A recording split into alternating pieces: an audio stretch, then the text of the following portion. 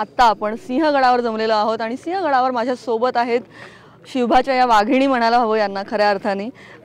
नेहा, पर्ण, रसिका तिघी आपल्या सोबत आहेत आणि मस्त यांनी आज म्हणजे कडक आहे सगळा माहोल. आणि जय भवानी जय शिवाजी. वा वा, चला आरोळी ठोकलेली आहे. त्यामुळे अर्थात हा सिनेमा तितकाच महत्त्वाचा आहे. नेहा, मी पहिलं तुझ्याकडे येते.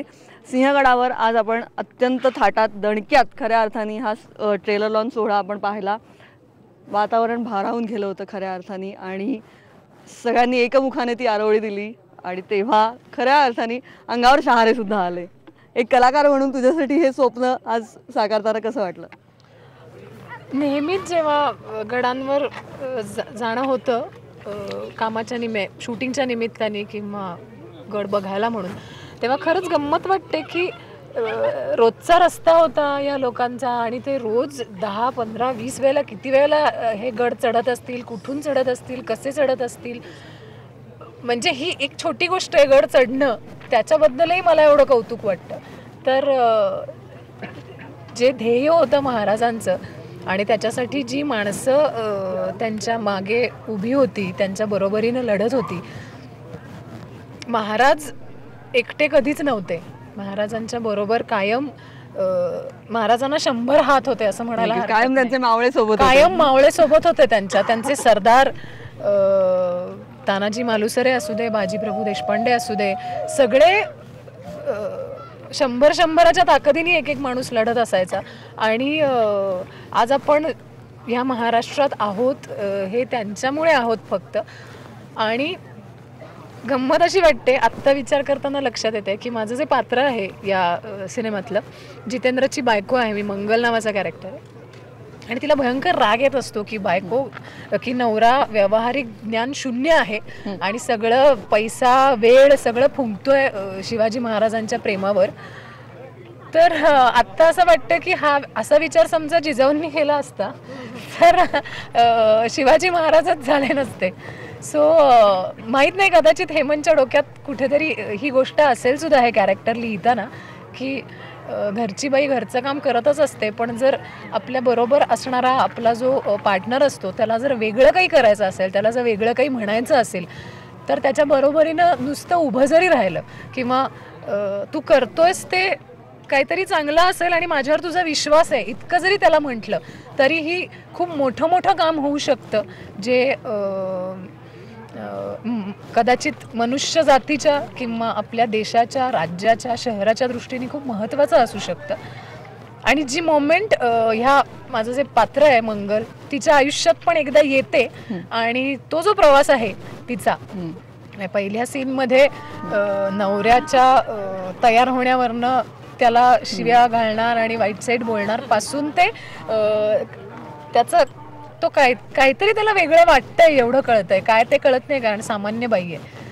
तर हा प्रवास फार गंमतशीर होता. आणि आता जेव्हा असं कनेक्शन मला जोडावंसं वाटतंय जिजाऊंची, तेव्हा तर ते फारच असं वाटतंय की हेमंतचा त्याच्या मागे असेलच काहीतरी विचार.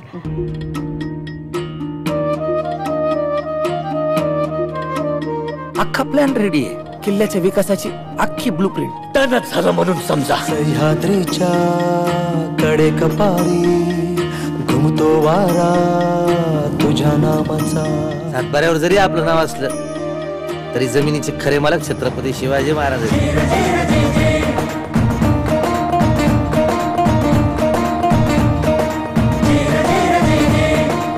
आता तुमचा हा सिंह गेला तरी 72 गड जिंकून आणणारच. म्हणजे नक्कीच एक या वाघिणी वेगवेगळ्या रूपांमध्ये आपल्या समोर येणार आहे. पर्ण, तुझी कशी भूमिका आहे? मी या सिनेमात हिरा नावाच्या मुलीचं काम करते आणि हिरा ही शिवाची प्रेयसी आहे. हिरा तू आहेस? तुझी आई म्हणत असेल तुला हिरा हे सदा केली,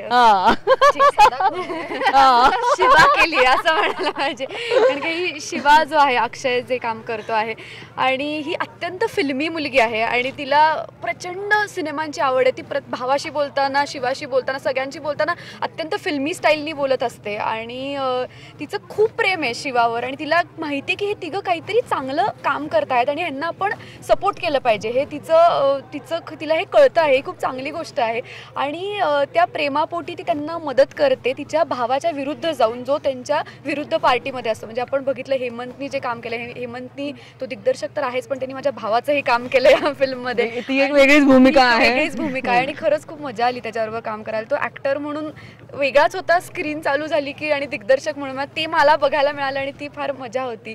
तर ती अशी हिरा आहे जी या दोघांच्या मधली ते ब्रिज आहे आणि ते असं हिरा नावाचं पात्र आहे आणि खूप मजा आली. आणि हेमंत नेहा म्हणली तसं त्यात एक खूप क्लिअर विजननी त्यांनी हा सिनेमा केला आहे. कुठल्याही पॉईंटला तो कधीच त्याला क्लॅरिटी नव्हती असं नाही, त्याला नीट माहिती होतं की त्याला काय सिनेमा बनवायचा आहे. खूप चांगल्या मनाने, खूप चांगला हे खूप महत्त्वाचं असतं की कंटेंटवर सिनेमात लक्ष दिलं जातं की काय आपल्याला म्हणायचं आहे ह्याच्याविषयी इतकी त्याच्याकडे क्लॅरिटी होती की या सिनेमाचा भाग असणं ही खूप अभिमानाची गोष्ट आहे. हा शमशेर पाटील तुम्हाला एक दिस रडवल्याशिवाय राहणार नाही.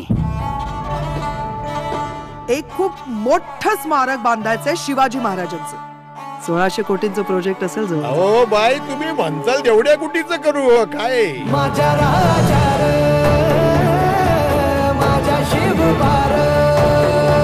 आपल्याला आपल्या किल्ल्याचा विकास करायचा होता आणि यांच्या 1600 कोटीच्या स्मारकाच पडले.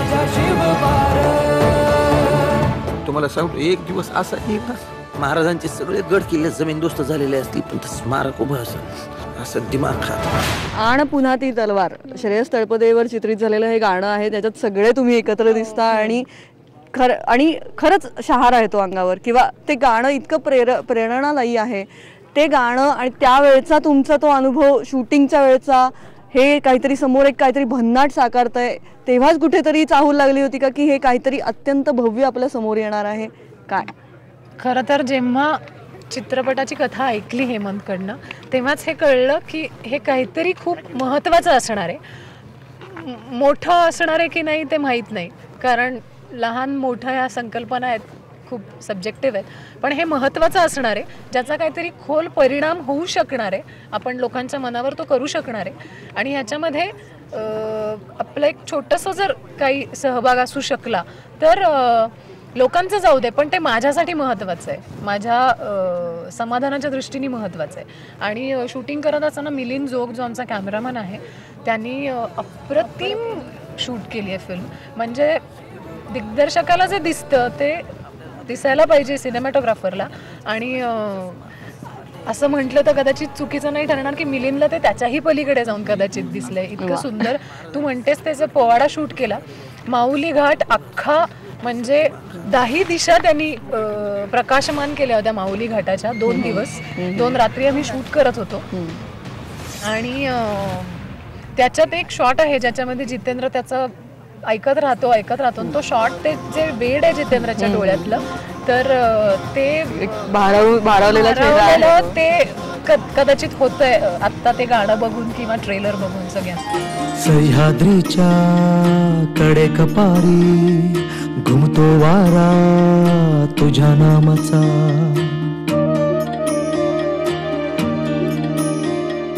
कृष्णा गोदा भीमा तापी घागर भरती तुझ्या कृपेच्या.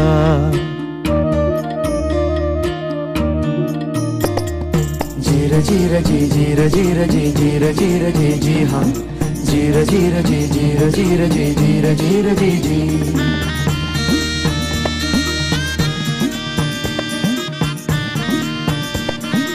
हो आई फिरविते हात कपाळी सांगेले कराला तुझीच कथा.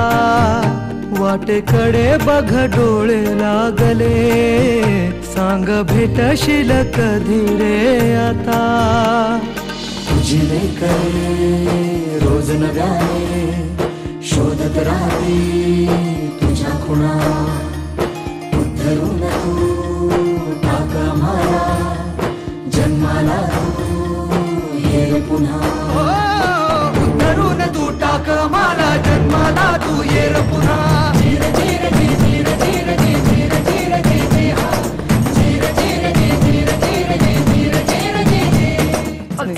तू म्हणलीस तसं आता प्रतापगड असेल, माऊली घाट असेल, धोमधरणावर आम्ही तिकडे शूट केलं. तर मला वाटतं शूटिंगची हीच गंमत असते की आपल्याला इतकी वेगवेगळी म्हणजे ठिकाणं खूप वेगळ्या पर्स्पेक्टिव्हनी बघायला मिळतात आणि ती अख्ख्या सिनेमात रिफ्लेक्ट होतात. आणि ती म्हणते तर माऊली घाटाचा जो काय म्हणता येईल असा एक शांतपणा, एक अत्यंत सिरीन वाटतं तिकडे, ते रिफ्लेक्ट होतं पोवाडा बघताना.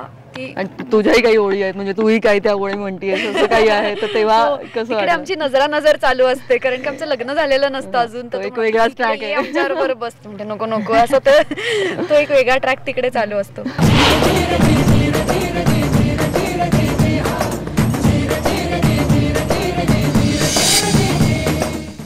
रसिका, तुझा हा सगळा एकंदरच या चित्रपटातून समोर येण्याचा हा अनुभव वेगळा असेल, मोठा असेल, त्याबद्दल शेअर कर. नाही, खरंच हा माझा पहिला चित्रपट असल्यामुळे माझ्यासाठी हे खूप अत्यंत जास्त स्पेशल गोष्ट आहे ही. त्यात विषय एवढा सुंदर, त्यात महाराजांवर. बरं, मला सुरुवातीपासून जेव्हा कथा ऐकली तेव्हा नक्कीच म्हणजे जाणवलं होतं, माहिती होतं की आपण खूप मोठ्या विषयाला हात घालतोय. पण वेन वी स्टार्टेड शूटिंग किंवा मी आत्ता जेव्हा ट्रेलर बघितलं तेव्हा ते आणखीन प्रकर्षाने जाणवलं की हे फार मोठं आहे. हे आपण जिथे किंवा आपण जेवढा विचार करतो ना त्या विचारापेक्षा ही अत्यंत मोठी गोष्ट आहे ही, आणि मला स्वतःला ऑब्व्हियसली पटलेली गोष्ट आहे ही. बरं, कॅरेक्टरबद्दल बोलायचं झालं तर कॅरेक्टर नेम माझं वैशाली आहे. मी अनिकेत विश्वासराव म्हणजेच पांडा त्याची बायको दाखवली.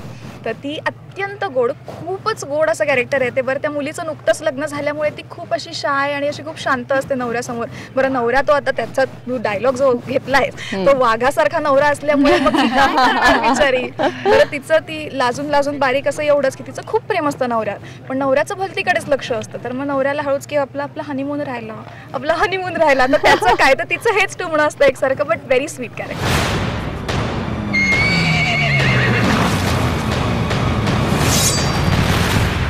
मला एक अशी गोष्ट सापडली की नुसता तणका सोडून. आपण संवाद हा साधतोय हा सिंहगडावर आहे, आणि आत्ता आपण बोलतोय या गडकिल्ले संवर्धनावर. आज ते अनेक ग्रुप आपल्या सोबत होते, अनेक संस्था सोबत होत्या ज्यांनी हे काम सुरू केलेलं आहे, ही मोहीम हातात घेतलेली आहे.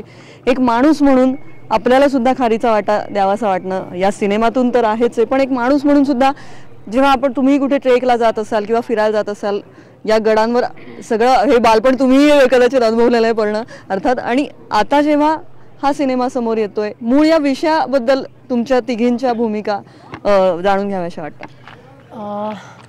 स्वच्छतेच्या बाबतीत जर म्हणशील तर मी स्वतः खूप बऱ्यापैकी जागरूक आहे या बाबतीत. रस्त्यावर सुद्धा शक्यतो कचरा टाकला जाऊ नये. आपल्या पर्समध्ये एखादी पिशवी असावी ज्याच्यामध्ये आपण कचरा टाकावा. समोरच्यानी कचरा टाकला तर तो मी त्याला टाकू तरी देत नाही किंवा स्वतः तरी जाऊन उचलते. ह्या गोष्टी मी करतेच. गडावर तर त्या केल्याच पाहिजेत. आणि मला आत्ता असं विचार करता करता वाटायला लागलं की गडावर जर गडाचा जर कदाचित मॉल केला तर कदाचित आपल्या लोकांना असं वाटेल की तो स्वच्छ ठेवावा. कारण मॉलमध्ये भयंकर स्वच्छता असते आणि मॉलमध्ये जाता येता कोणी असं काही टाकत नाही. एक आयनी आहे, तू हे जे बोललीस ते त्यातच एक आयनी आहे, पण अर्थात तो विचार जास्त महत्वाचा आहे. तू म्हणलीस तसं की स्वच्छता ही महत्वाची आहे. मग आपण बाहेर हे वागतोय तर मग आपल्याच गडावर, शिवाजी महाराजांच्या या गडावर आलेली संस्कृती आहे आपल्याकडे. आपली काही मॉलची संस्कृती नाही आहे. आणि संस्कृती म्हणजे मी खूप रिजिड अर्थाने संस्कृती म्हणत नाहीये, पण मॉल आत्ता आलेत आपल्या भारत देशामध्ये, आपल्या महाराष्ट्रामध्ये. तर ती वेस्टर्न कंट्रीजमधनं आलेली ती गोष्ट असल्यामुळे आपल्याला त्याचं एक स्टेटस जपायला लागतं. आपल्याला आतून वाटतं की त्याचं स्टेटस जपावं. मी नाही टाकत मॉलमध्ये काहीतरी खाऊन, पण इथे मला ते वाटत नाही. तर आपण आपल्या सोन्याची माती का करतोय, याचं कारण काय आहे हे मला वाटतं शोधून काढायला मदत होईल या सिनेमातनं. आणि त्या दृष्टीने जर काही पावलं आम्ही काही उचलणारच आहोत, काही काम आमच्याकडनंही आम्ही करणार आहोत.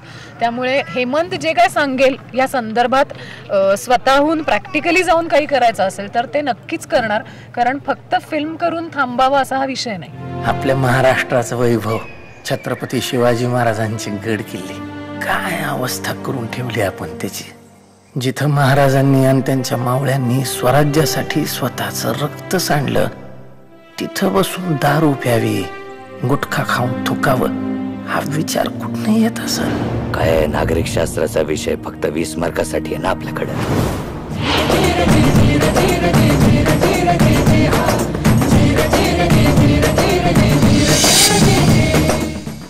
नक्की नक्कीच गड किल्ले स्वच्छ ठेवले पाहिजेत, त्यांची निगा राखली पाहिजे. हे अत्यंत खरंच म्हणजे काळाची गरज म्हणण्या इतकं ते आता आता प्रकर्षाने समोर आलं आहे, पिक्चरमधनं पण समोर आलं आहे.